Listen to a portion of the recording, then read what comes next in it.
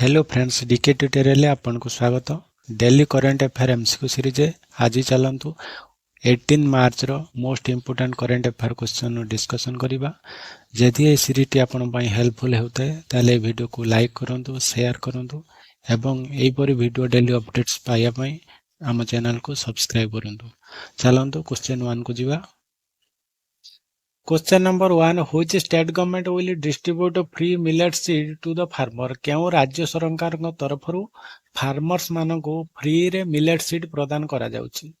यार सठिक आंसर कौन है ना राजस्थान सरकार। राजस्थान सरकार तरफ चाषी भाई मान फ्री रे बाजरा सीड्स प्रदान करा जाउछि। राजस्थान रे बाजरा उत्पादन वृद्धि करने राजस्थान सरकार तरफ फ्री रे मिलेट सीड प्रदान करा जाउछि। सठिक आंसर राजस्थान। राजस्थान सीएम किए अछंती ना भजन लाल सिंह। मन रखिए न्यू सीएम भजन लाल सिंह।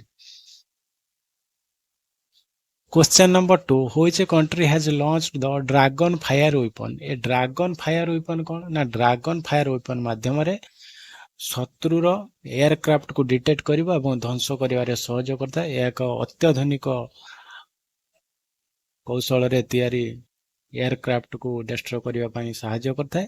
तेणु ए केउं देश लॉन्च करिया जाउछि। यार सठिक आंसर है जो ब्रिटेन। ब्रिटेन देश तरफ तार ड्रैगन फायर ऊपर लॉन्च करिया जाउछि, जेउतरे कि से बाहिर शत्रुर अनधिकार प्रवेश कले एयरक्राफ्ट माध्यम ता डिटेक्ट करी एयरक्राफ्ट ध्वंस करि परिबो। Question number 3, who has been awarded the PV Narasimha memorial award. PV Narasimha memorial award काहाकू प्रदान करा जायछि ना हमर प्रिय बिजनेसमैन रतन टाटा जी को तांकर परोपकारी कार्य प्राय प्रदान करा जायछि।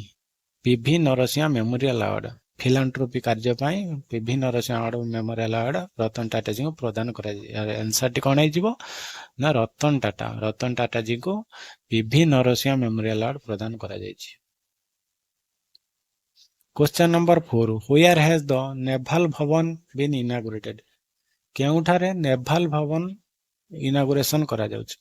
नेवल भवन हला नेवी रो newly created headquarter naval Bhavan जाके न्यू दिल्ली रे क्रिएटेड करा जायछि। याको इनागुरेशन किया करिवे ना हमर डिफेंस मिनिस्टर राजनाथ सिंह का फोटो एटी देखिबा पाइबे।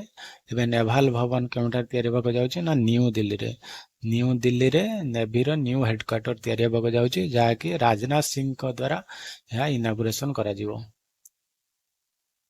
Question number 5, how much reservation of OBC in Jammu Kashmir has been increased. Jammu Kashmir रे केते परसेंट ओबीसी इंक्रीज होइचंती ना जम्मू कश्मीर रे रिसेंटली 15 टी न्यू कास्ट को ओबीसी रे शामिल करिया द्वारा यह 80% को वृद्धि पाइछि। यार आंसर टी कोन हेजिवो ना 80% को वृद्धि पाइछि जम्मू कश्मीर रे OBC other backward classes. Question number 6, in how many phases will Lok Sabha election 2024 be conducted.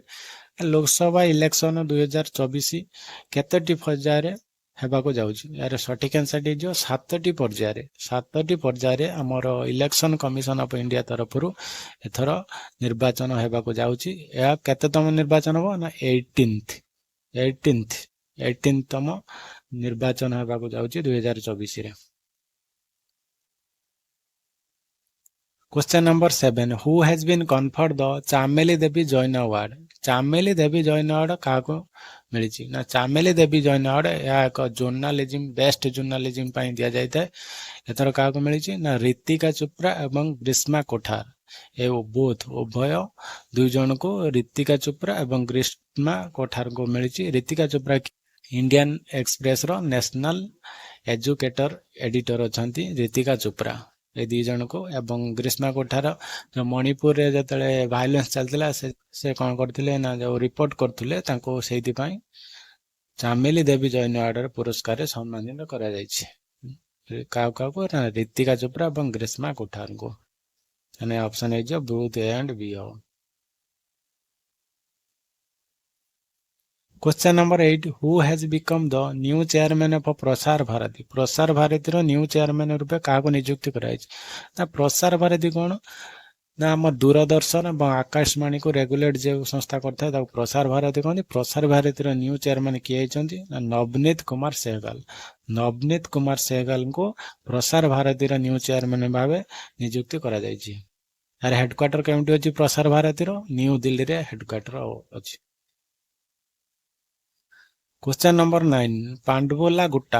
ପାଣ୍ଡବୋଲା Gutta is located in which state? Pandavula Gutta କେଉଁ ରାଜ୍ୟରେ ଅବସ୍ଥିତ? ପାଣ୍ଡବୋଲା ଗୁଟ୍ଟା ଏହା ରିସେଣ୍ଟଲି ନ୍ୟୁଜରେ କଣ ପାଇଁ ଅଛି ନା ପାଣ୍ଡବୋଲା ଗୁଟ୍ଟାକୁ ଜିଓଲୋଜିକାଲ ସର୍ଭେ ଅଫ ଇଣ୍ଡିଆ ତରଫରୁ ଏହାକୁ ଜିଓ ହେରିଟେଜ ସାଇଟର ମାନ୍ୟତା ପ୍ରଦାନ କରାଯାଇଛି।